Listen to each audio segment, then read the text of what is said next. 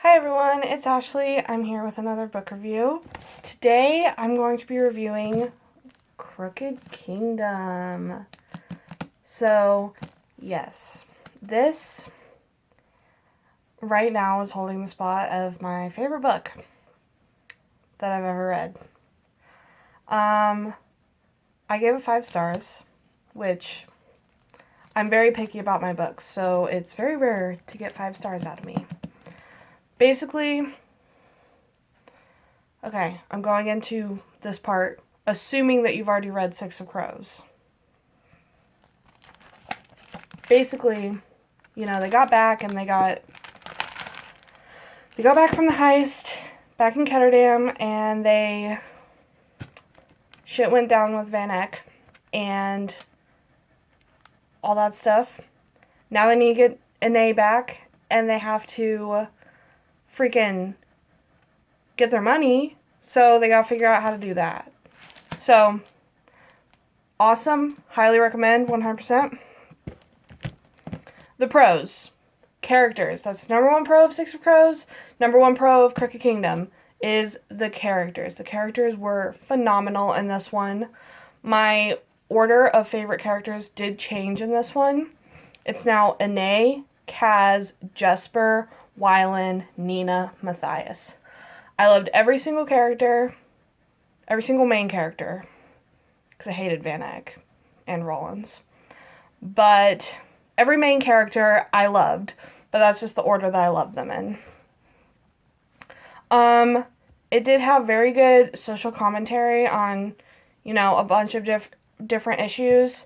It touched on, social status, poor versus the rich, and that kind of thing. It touched on discrimination, good versus evil, where's the line drawn, should you be willing to cross the line in certain situations, like that kind of thing. It had great writing. I love Leigh Bardugo's writing, at least in these books. Beautiful. It had a lot of diversity, which is another pro. All the characters are like different races, so there's a very good representation there. LGBT plus community is represented. Disabilities are represented. And then let me just show you.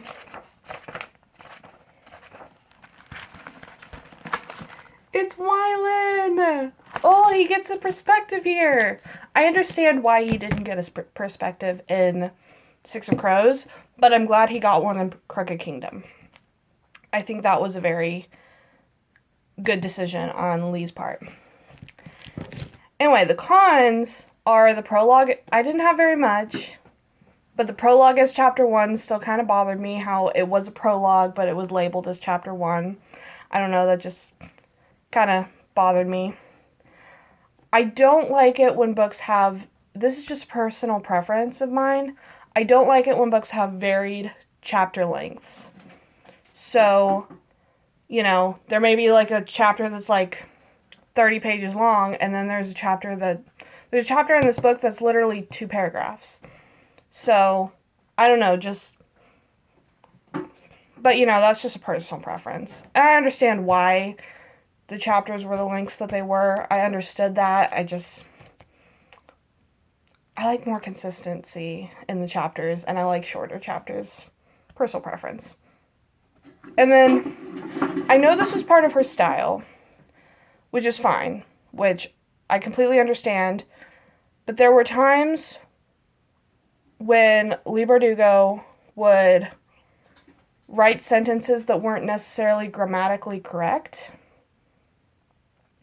which I didn't really mind. It just took me a minute to realize, oh, this is just her style. This isn't like a mistake in the book. It's just, this is the style that she's writing in. So that's not really a con. That's just something I noticed. All right. 5 out of 5 stars. Go read it if you haven't read it.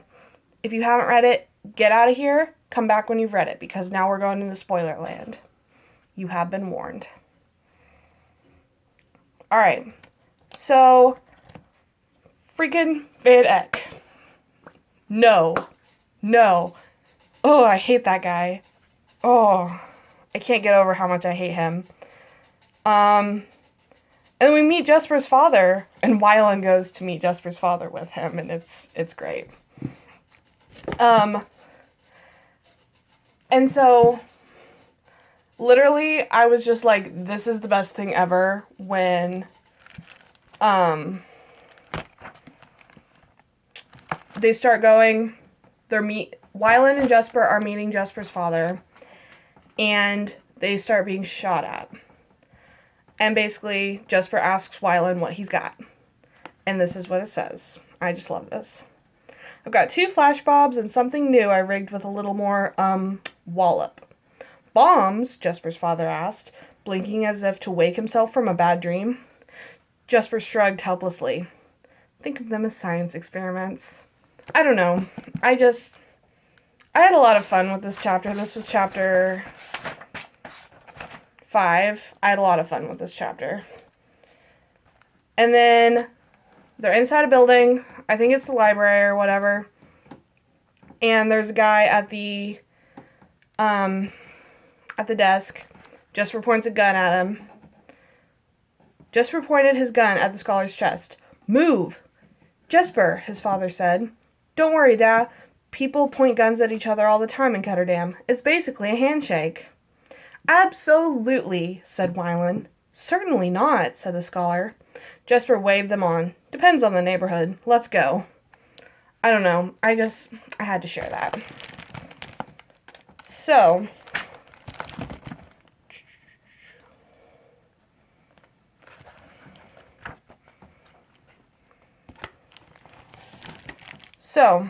everyone goes and they lie for Jesper so his dad doesn't actually know what's going on. The fact that he's a gambler and he lost all their money and is about to lose the farm. And then freaking goes and there was a moment where I seriously thought Van Eck had outsmarted Kaz. There was a moment in time when I believed that, and ooh, never doubt Kaz Brecker. I like this quote. I think it's Ane who was thinking this, and it's just, when fear arrives, something is about to happen. I think that's a good quote. I don't know why.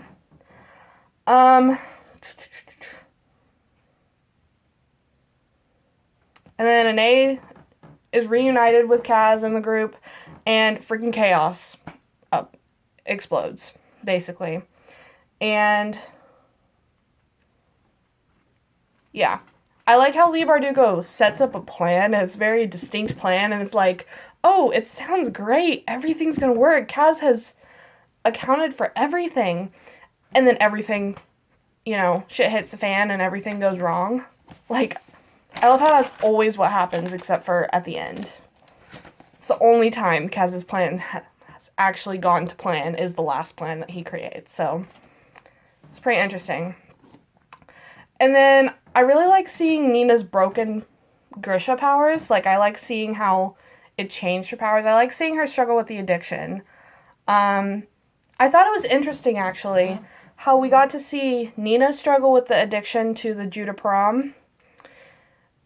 But we also, I think was interesting, we got character development for Jesper. We got to see his, I don't know if it would be called an addiction, but his compulsion, or whatever it would be called, with gambling. I thought that was quite interesting, actually.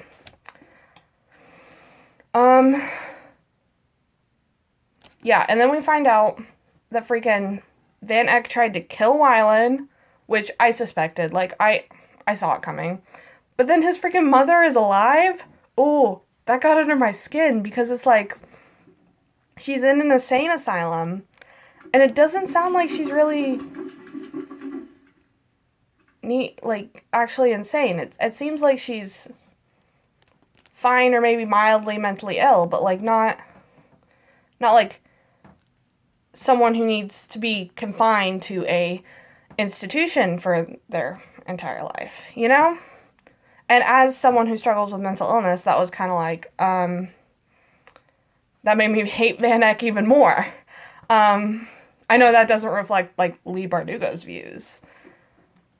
But, like, Van Eyck, oh, I hated that guy. And then Nina gets the freaking poison pill. Like, what the heck? Freaking poison pill. And I was just like, no. Freaking no. Was not okay. Sorry, I'm looking at my notes over here, reminding me what happened, because it was like a week ago when I read this. And then all shit breaks loose. The base is found. What's it called? The Black Veil, I think, is where their hideout is. In the catacombs, in the tombs. So they find the base, and Matthias, Jesper, and QA are attacked. And then Anae's on top of the silos, 20 feet up in the air, and she's freaking shoved into the mouth of the silo. And then Kaz is in Van Eyck's house trying to steal his, like, seal. And there's a quote here. They're just talking, Kaz and Wylan. It says, "Think on it, Wylan," Kaz said as he straightened his frame. "It's shame that lines my pockets. Shame that keeps the barrel teeming with fools ready to put on a mask just so they can have what they want, with no one the wiser of it. We can endure all kinds of pain. It's shame that eats men whole." And then freaking Pekka Rollins. Pekka Rollins. I don't like that guy. I don't hate him as much as Van Eyck, but I don't like him. Ugh. I don't like him.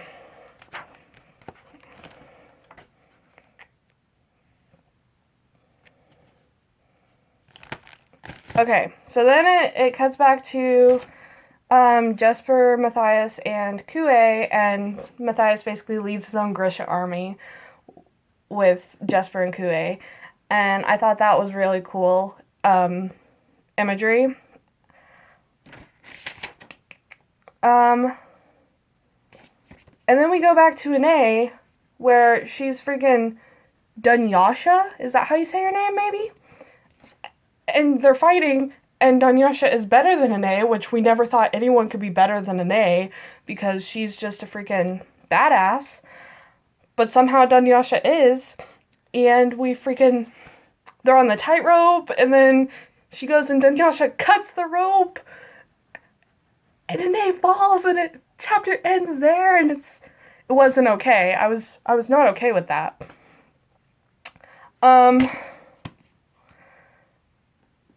And Kaz is, Pekka Rollins is like, "I got a little something special for your little wraith," or something like that. And so Kaz was worried about Anae. Can't you tell they're my number one ship? And then Jesper and Wylan, and then Matthias and Nina, because we all knew Matthias and Nina were going to get together. Jesper and Wylan and Anae and Kaz were a little more, you gotta hope for it. You gotta want it for it to happen. And then it cuts to Nina, and Nina raises the freaking dead. That Judah Parham really did something to her. She can raise the freaking dead. And she saves Anae. So Anae's fine. And then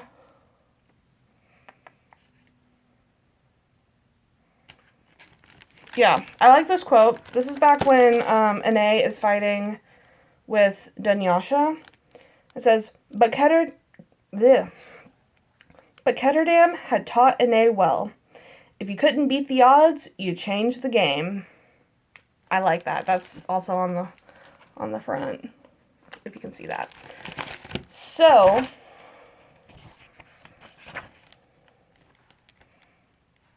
and I like this part. This was just, they all reconvened, and,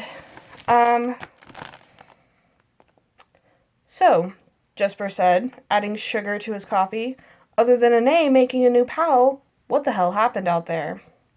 "Let's see," said Nina. "Anae fell 20 stories. We put a serious hole in my father's dining room ceiling," Wylan offered. "Nina can raise the dead," said Anae. I don't know. That just made me burst out laughing. I don't know, it was just like, fall 20 feet, put a hole in the dining room table, raise the dead. I don't know. I liked it.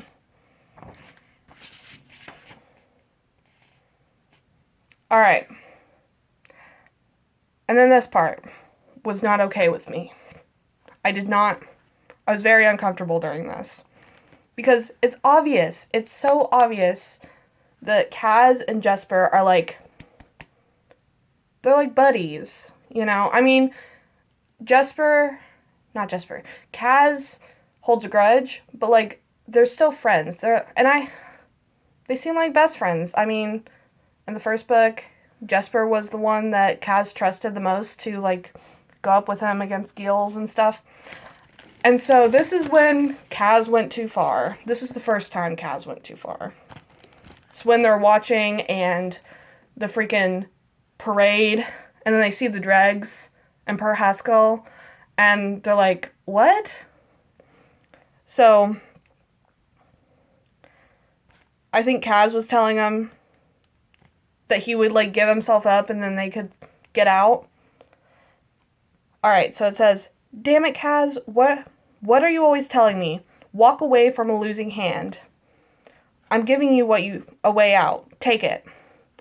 Why are you treating us like a bunch of yellow-bellied skivs? Kaz turned on him. You're the one getting ready to bolt, Jesper.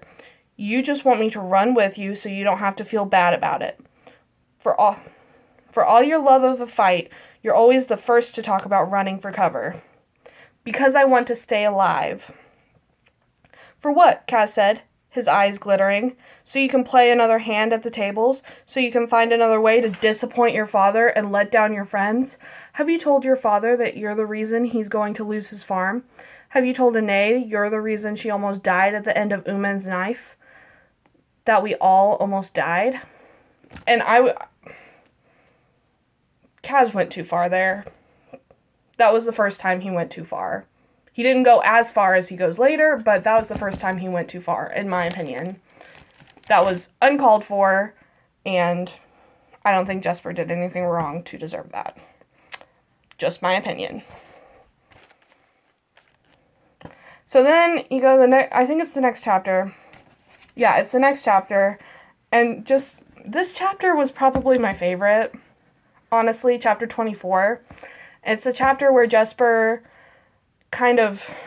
it's all about Jesper and his all stuff, you know? And so, Anae was there when Kaz basically spilled the beans that he's the reason that she almost died. So, Jesper's trying to apologize, and, you know, they're talking about how Kaz is holding a grudge, and Jesper says, maybe I deserve it. Do you know the Sully have no words to say I'm sorry? When I read this, I actually went on my Facebook and I literally copied it and posted it because I love this part so much. All right. Do you know the Sully have no words to say I'm sorry? What do you do when you step on someone's foot? I don't step on people's feet. You know what I mean. We say nothing. We know the slight was not deliberate.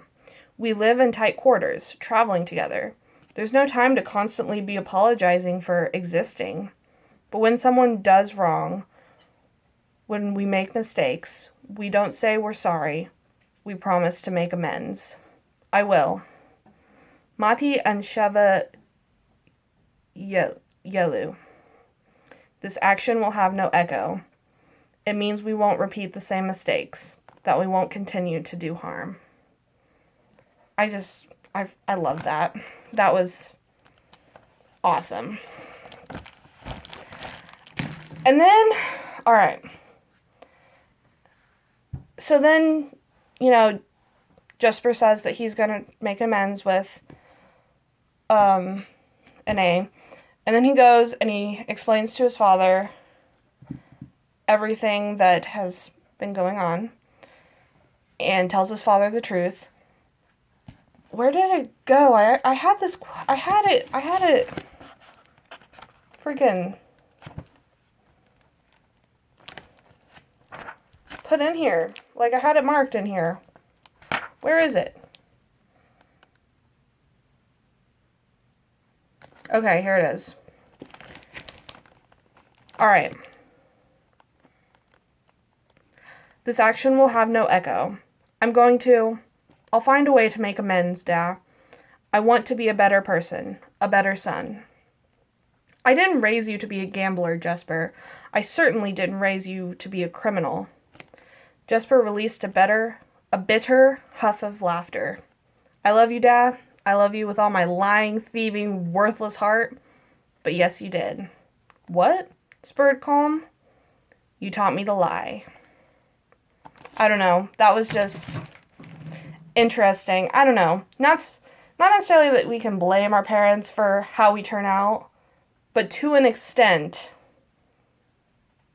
the parents had something to do with it. And I think that's good to keep in mind. That everyone becomes a certain way because of what happens in their past and how they're taught. So, I thought that was interesting. Anyway. And then it was not okay because he goes in and he sees Wylan sitting at a piano and he goes and they just like exchange a look and they go and they kiss and then all of a sudden Kue walks in, but it's not Kue. It's freaking Wylan. He's kissing Kue. He's kissing the wrong person. No. And then Wylan just walks away. It's like, no. I will not stand for this. You are... Oh. Because I was just like, Jesper and Wylan need to happen. And I didn't want anything to stand in the way of that. And I didn't want my kids to hurt. And Jesper was already hurting enough with Ine and Kaz and his father and everything. Oh. I don't like it. Anyway. So then, Kaz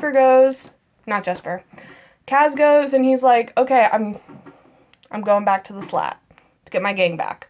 And he talks to Ine. He basically tells her, if I don't come back, get everyone out. And then there's money in this certain place so that you can get out. And he basically tells her to run and forget everyone else. And Ine's basically, no, I'm not going to do that. I'm not going to ditch my friends, which is very admirable. And then they go and they have this chemistry, and Kaz takes off his gloves, and she's cutting the wounds, and they kiss, man, and they kiss, and the whole time Kaz is just like, he's not okay. He keeps having flashbacks. I think he might have some form of like PTSD with that event. But like, not that I'm a doctor or anything. But he's having flashbacks, but he's trying to fight through them. And it's just really interesting. I loved it.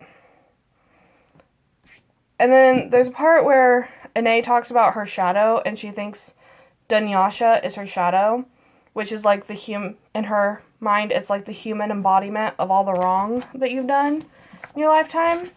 So that's an interesting concept, I think. And then Jesper overcomes his fear of his Grisha powers and shoots Kue, which is all part of the plan. Kue lives and everything. It's awesome. I thought that was great. And then there's the part, chapter 37, where Kaz crosses the line again. He basically comes across Pekka Rollins, waiting for him, trying to like catch him, kill him, whatever they want to do with him. And he tells Pekka Rollins that he kidnapped his son and that his son is buried 6 feet underground, alive. And he tells him, and he's basically like, you conned 2 kids, and as a result, one of those kids died. Both of those kids died. One of them physically died, and one of them died metaphorically. Do you remember what were those two kids' names? And I'll only tell you where your son is buried if you tell me their names. And Peggy Rollins is like, Kaz, he can't remember the name. He can't remember Jordy's name. And Kaz isn't going to tell him where his son is. And he's just like begging. He's freaking begging. And Kaz won't tell him where his son is. And this just crossed a line. Like, I knew Kaz didn't do it. Like, I knew Kaz wouldn't stoop that low. Even though they're very skewed, I know that Kaz has a limit. However, what he did to Pekka Rollins was crossing a line. Finally, Pekka gets on the ground, kneels before Kaz and begs, and Kaz finally tells him a place to go to try and dig out his son who wasn't actually buried. But at that point in time, Kaz was the bad guy, in my opinion. Doesn't matter how much bad Pekka Rollins has done, Kaz was the bad guy in that moment. Anyway, and then there's the freaking chapter 38, where Matthias he goes and he meets this little virgin boy, this little Driscoll, and Driscoll's pointing a gun at him, being like, traitor, and all this stuff. And then he shoots Matthias, and then there's Nina's perspective, and freaking Matthias dies, and it was so sad. It's not okay. It was not okay. I didn't cry, but I was very upset. I thought someone was gonna die, but I just didn't want anyone to die. But I would have been more upset if anyone else died.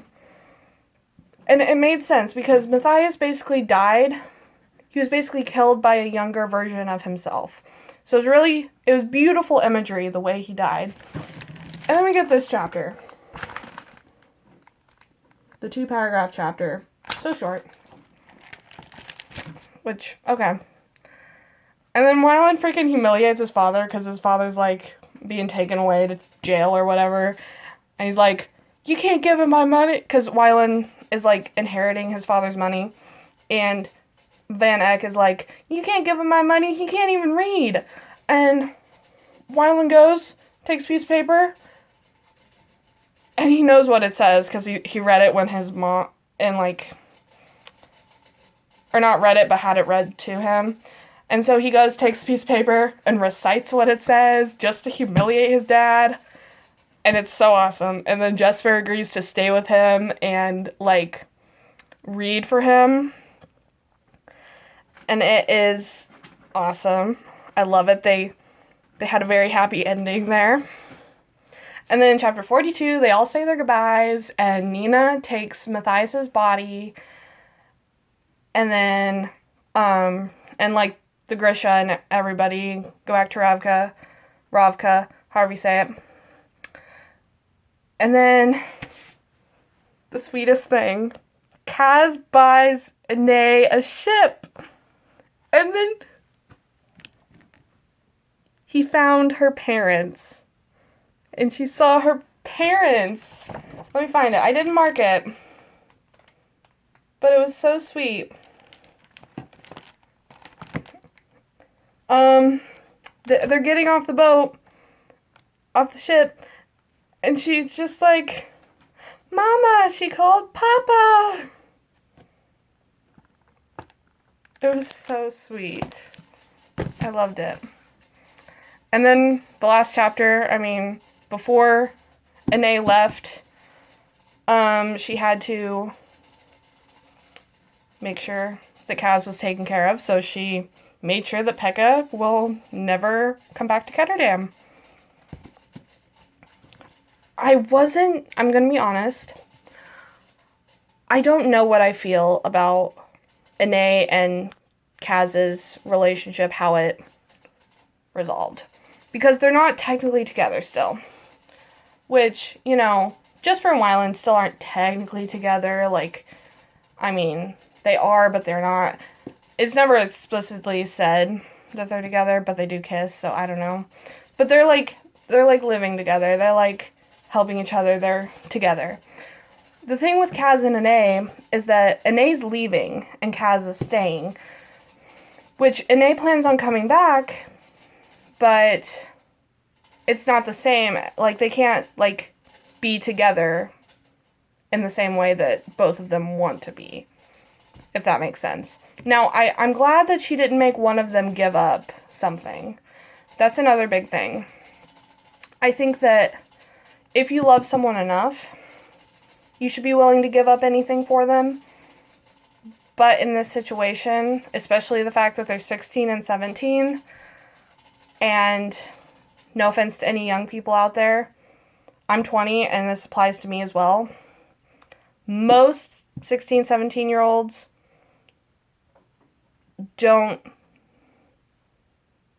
haven't found true love. I'm just going to put it up. Like, haven't found it, don't know what it feels like. I don't know how to explain it, but, you know, I mean, because if, you know, for example, Ine decided not to leave and she stayed with Kaz, then, you know, she would be giving up something that she really wanted to do for a boy, and then, you know, they grow up and they turn out to be, like, in their 20s, and they don't relate to each other anymore. They don't like each other. I don't know. And so she gave that up. I don't know. So I like how it ended, but at the same time, I don't like how it ended. I have mixed feelings. Anyway, that's all I have to say about Crooked Kingdom. Leave your opinions down below and let me know what you think. Like and subscribe. See you later.